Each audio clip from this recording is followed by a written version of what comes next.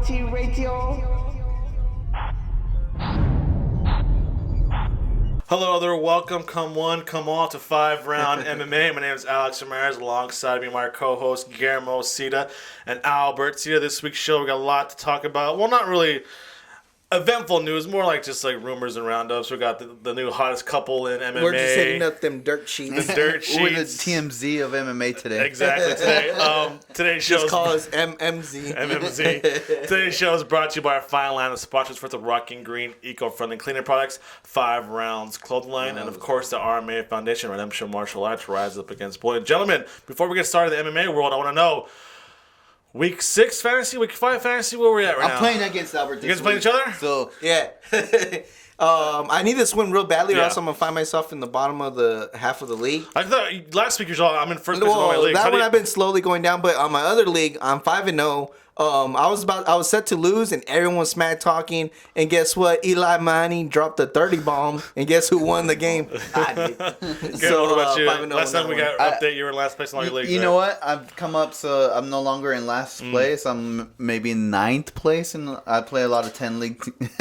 So, but if I beat Albert this week in that league, He finds himself in the middle pack. Cool. I'm in first place in one, and then the other one, the more important one, the one with the money on the line, I am in the middle of the pack. So we'll see. But see, I don't know which one I consider important, because on the one that has to do with money, I'm 5-0. Yeah. And the one that has to do with pride, I'm like, that's the one I'm facing Guillermo in. oh, so what about I was excited too. The whole like FanDuels and I was gonna say. DraftKings, they're all taking a big hit pretty soon, right? It's pretty much it is online gambling kind of, but we'll see. They're all gonna be indicted, I think, and like being questioned. You know what's funny is that they also have something similar to MMA. I don't know if you guys ever seen I think it. DraftKings doesn't have that too, doesn't it? Well, Or but no? there's like offshoot Or fan- sites. Yeah.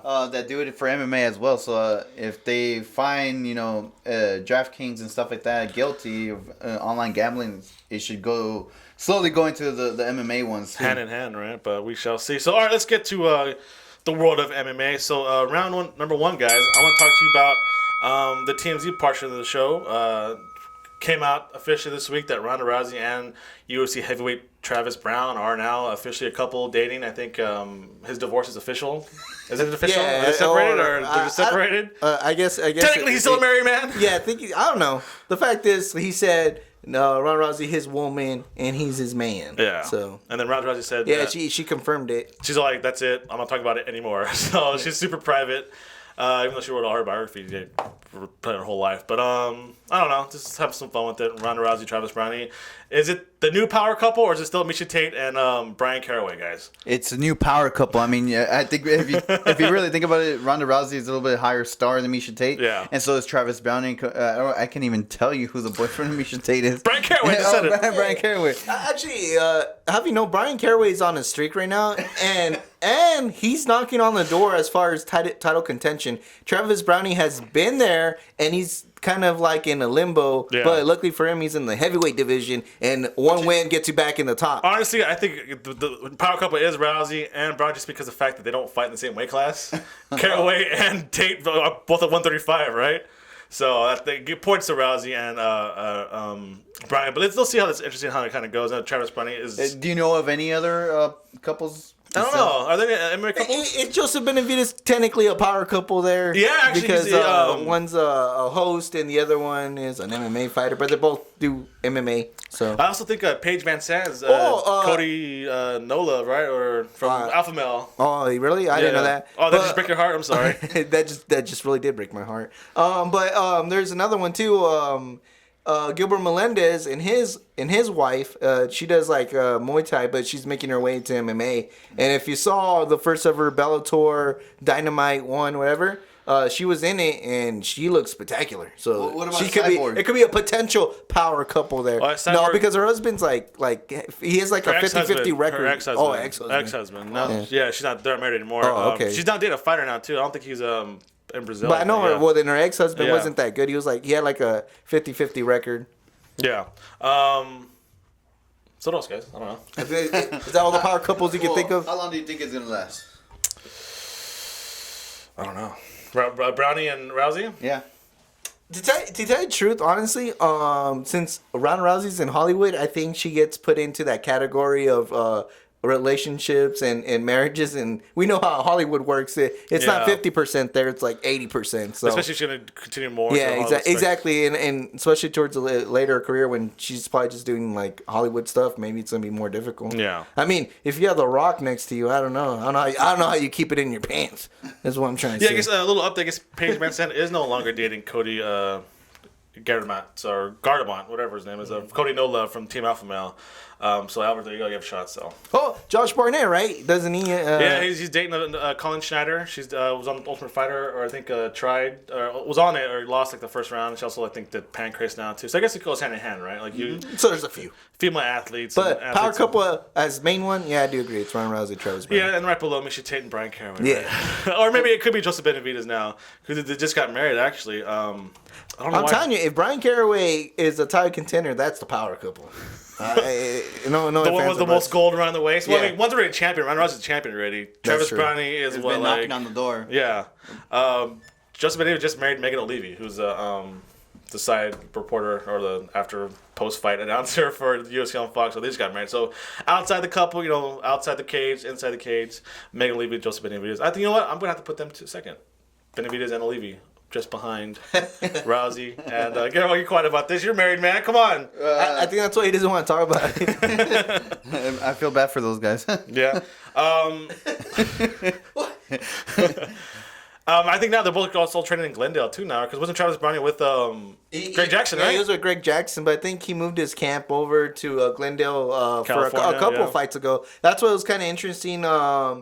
If you really think of the Brandon Schaub matchup, technically they intertwine in the same circle because they both get the Gracies train Ronda Rousey, and he does that camp, and then I think Brandon already confirmed that he once dated Ronda Rousey, so two guys are fighting essentially for the honor of yeah, which made things very interesting. So you think that fight was for Travis Browne already fought Andrei Arlovsky too, which was that showed that he wasn't going to go back. Yeah, he actually lost it. Remember TKO to Arlovsky. So maybe people in a relationship with somebody, they kind of lose focus a little bit. So we'll see how he bounces back with not being an official relationship with them. So yeah, his next fight's in January 17th. So we'll see how it goes. So that's it for round number 1. Stick around. Round number 2's up.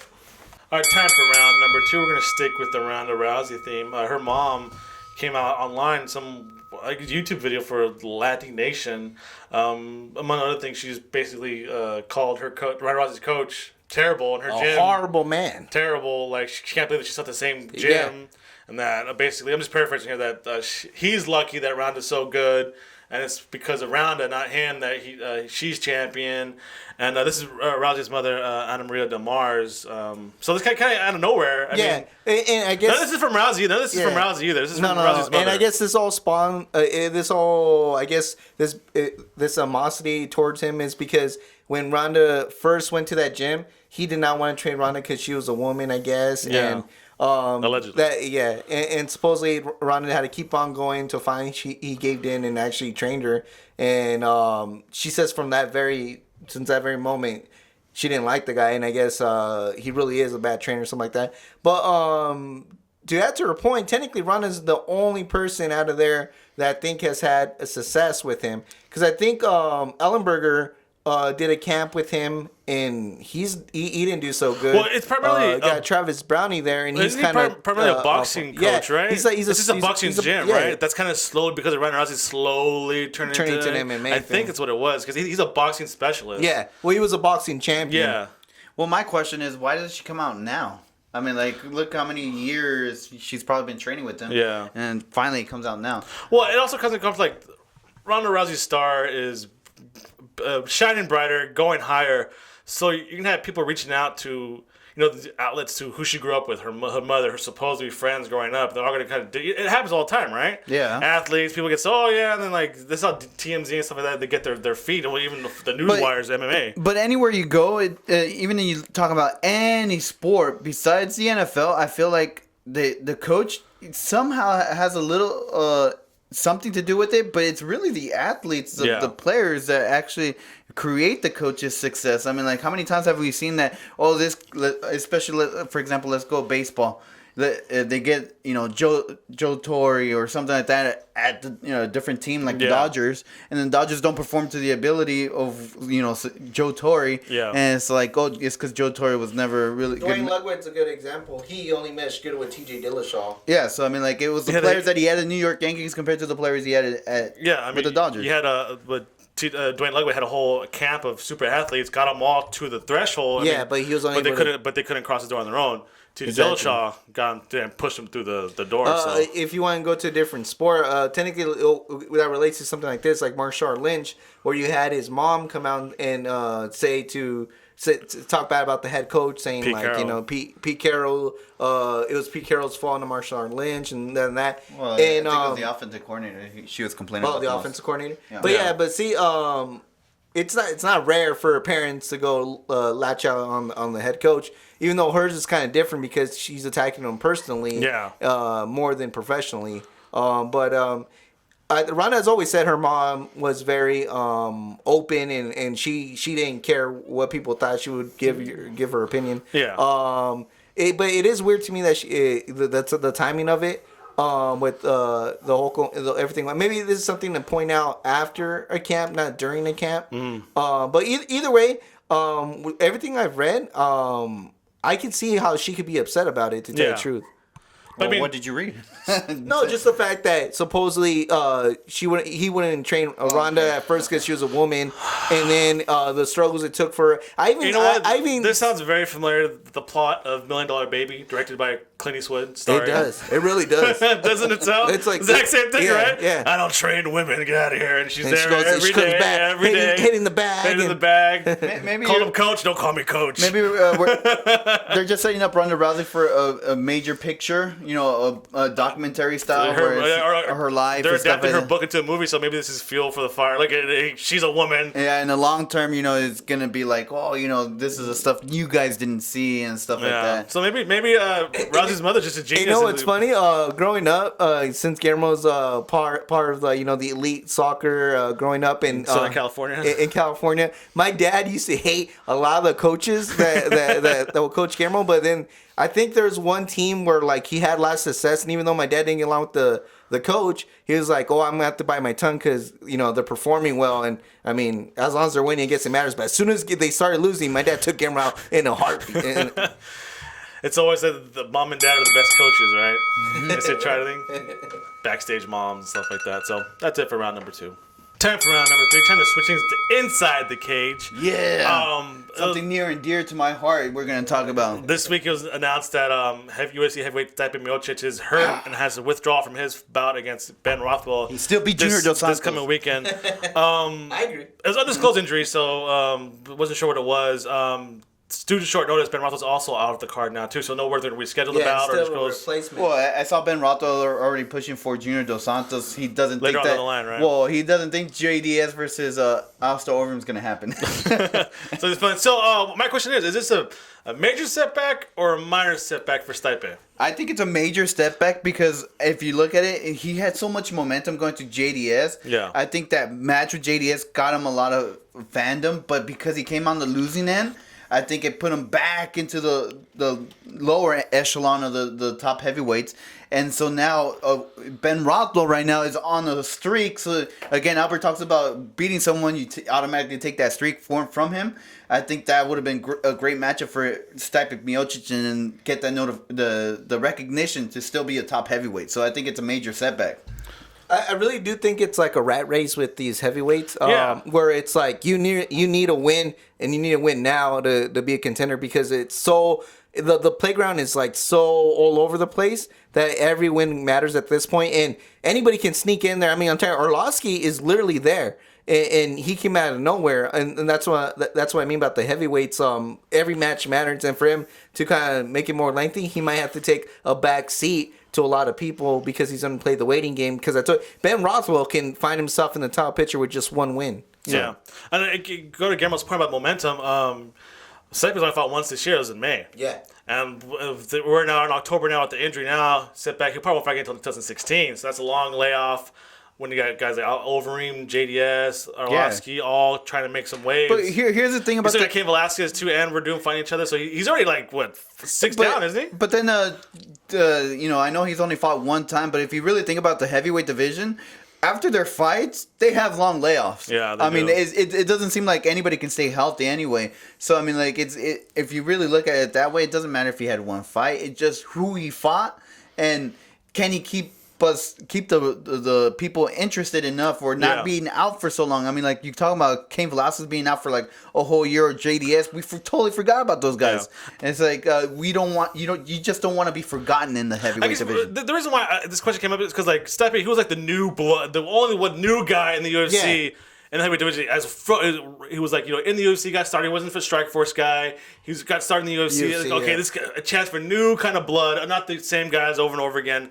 That's why I think it was kind of exciting when he came onto the scene, and now he has like all momentum kind of stopped. Even going back to the JDS fight, I think that's why I was more behind Stephen than anything, because I kind of wanted to see that that breakup of the heavyweight division. I hate JDS, Cain Velasquez, now we have Verdun, but I thought he was going to bring in like an interesting angle into the heavyweight division, and I really was rooting for him in that JDS fight, but more because of that, because you just want to break it up and get some interesting matches in there. Yeah. He's not a guy who fought like a Frank Mir or Arlovsky, who's the UFC before. And he's also one of the younger heavyweights. That's the other thing. Yeah. And again, how many losses does he have? You have it in front of you.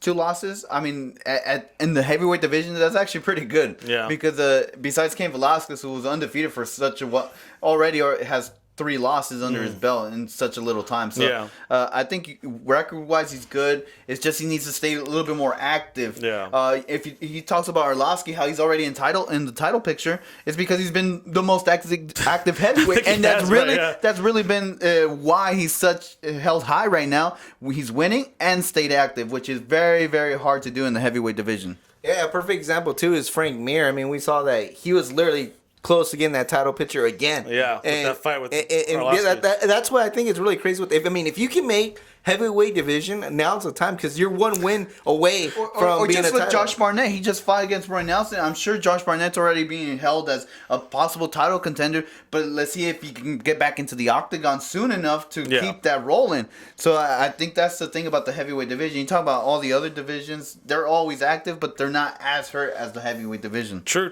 I mean, 2 spectacular wins in a row, and you're pretty good, right? Yeah, exactly. Even if you really think about it, Mark Hunt's still in the picture.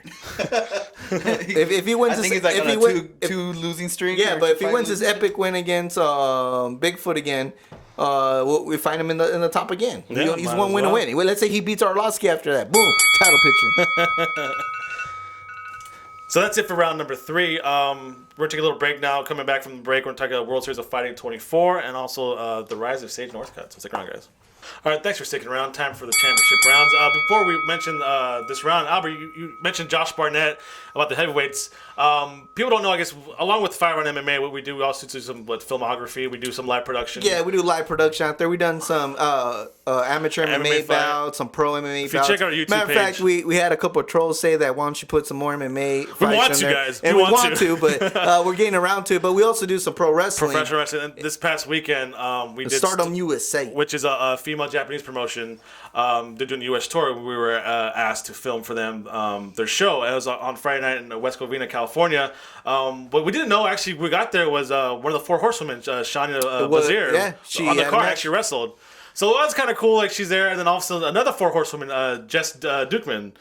Jess May and Duke showed up, and then right before the bell starts, Josh Barnett walks in the door. She rocks into the door. Front row seats. It's kind of cool to see him. Actually, a lot of the Japanese wrestlers went up to him and started taking pictures with him because obviously he's a huge star in Japan. So it's kind of cool little mix and match professional wrestling and mixed martial arts. Like, everyone's taking pictures with the Japanese stars, and all of a sudden, as they're taking pictures, the Japanese stars then go to Josh Barnett to take a picture with him. So respect. Yeah, so a little cool. We got 2 of the 4 horsewomen and Josh Barnett. They see the success from Brock Lesnar. I think it's starting to transpire. Didn't you say one of the four horsewoman wrestled as well. Yeah, she wrestled. She on the card. And she did a good job. I thought she played the whole Shane, MMA thing. They did a thing where like the girl pretended like she was gonna shoot on her, and she Yeah, stops to couple shoot, switching holes. and then reverses into some kind of leg lock. It was all. She had good ring gear. I like the fact The Queen of Spades. yeah, is the her- Queen of Spades. That was her gimmick. If there's anything more than I appreciate than good wrestling, is someone that can think of a good gimmick. Yeah, Shoshana. So that was- Can we make a breaking news that we saw Josh Barnett at a Breaking news, FiveRoundMMA exclusive. Josh Barnett likes professional wrestling. Japanese professional wrestling at that. may consider his wrestling own career. Yeah, exactly. Even though he has already wrestled tons In of Japan, matches but- and he's been in Japan. There's also his female friend, Colin Schneider, who's also a former guest on the show as well. So they're all together watching Shania rock the squared circle. So That wasn't even the topic of round 4. round 4, World Series of Fighting. This past Saturday, main event: John Finch versus Yushin Okami. Is it an MMA fan's wet dream, Albert? Hey, just like those fans who go watch Stardom USA, I think they went and saw this matchup. Hardcore fans, right? Maybe 2 years ago, this would have been not even 2 years. What, 3? Maybe? 4. 4? More than Yeah, that, dude. Four and a half. I think this would be a very big matchup, and I think it'll be an exciting matchup. But Exciting and John Fitch in the same sentence. well, Maybe Okami, but not just to see the matchup, I guess. Yeah, well, John Finch did win by decision. Oh, you just blew my mind. Granted out decision against There's Yushin no way I Okami. could have guessed that. And he'll not get a title shot. But I mean, the bigger news of World Series of Fighting, which is John Finch is still doing what he's doing, Yushin Okami is still doing what he's doing, is lightweight Nick Newell. He was victorious in his bout against Tom Marcelino. Decision victory. But after the fight, he announced his retirement. So you know what? I've done. I think what I want to do. The training's kind of taking a toll on my body. I'm going to retire. So I'm pretty sure it's going to stick, but you never know. But it's right now. I'm retiring from MMA. Obviously, Nick Newell has the not a disability, but he has a. I forget what it's called, but he only has like basically just one arm, and he's fought. He's won a ton of fights. Again, we'll just talk about Nick Newell and.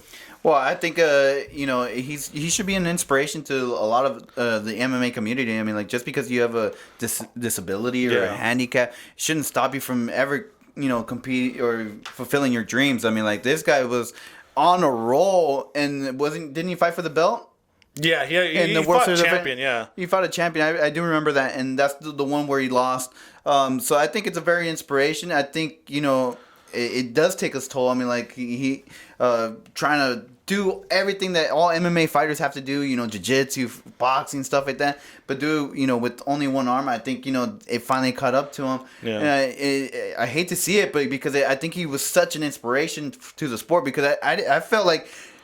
Some of the World Series of Fighting events were tailored just for him, or people would tune in just to watch him fight. So I think that was the biggest draw for World Series of Fighting and a feel-good story. Also, I wish the ball rolling. Right? I wish we knew that he was planning to retire, because I bet you the World Series of Fighting could have got more viewership and got more rally behind them for everybody to see his last fight. Yep.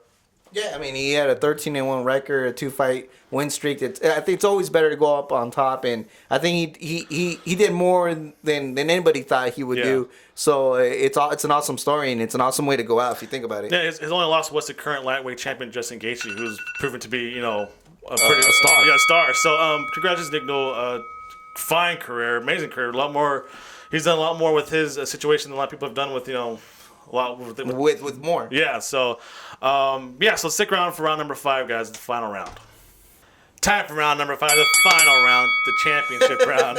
I hope I beat you this week in fantasy. You're pissing me off, Gil. So what's kind of pissing people off is the rise of Sage Northcutt. Not me. I like it. I know some people like. So let me give you a backstory, Yeah, because I do feel like I know the most about Sage here. So Dana White started a Calm down, Stephen A. Smith. I know, breaking news, right? So Dana White started a show just on the Fight Pass. So maybe like WWE has their own inside shows and stuff like that to reel some fans in. Anyways, Dana White had a show where him, Matt Serra, and his boy, the guy I should tell you everything, Matt Serra. the guy that's missing a tooth. I forget his name, but the photographer, right? Yeah, well, he's not photographer. He does like a bunch of stuff. But anyways, them three, they're going to go around to local promotions and try to find the next big thing. And I mean, they're going to like the smallest promotions they can think of. Either they're going to give him a UFC contract or throw him into the Ultimate Fighter. One of the guys they saw was Sage, who had like an incredible performance when they saw him. And it's funny because before they see the battle, Matt Serra and Dana White are kind of making a joke. Look at this pretty boy, and he's all nice and tan. I mean, even if you look at like his MMA picture that they were looking through, he's like flexing and like I think he's like in like a bodybuilding uniform and stuff like that. So they thought he was gonna get murdered, right? Yeah, and so but he had an undefeated record, so that's one guy they went out to check out. He had an amazing performance. He finished the guy in a submission in a spectacular way.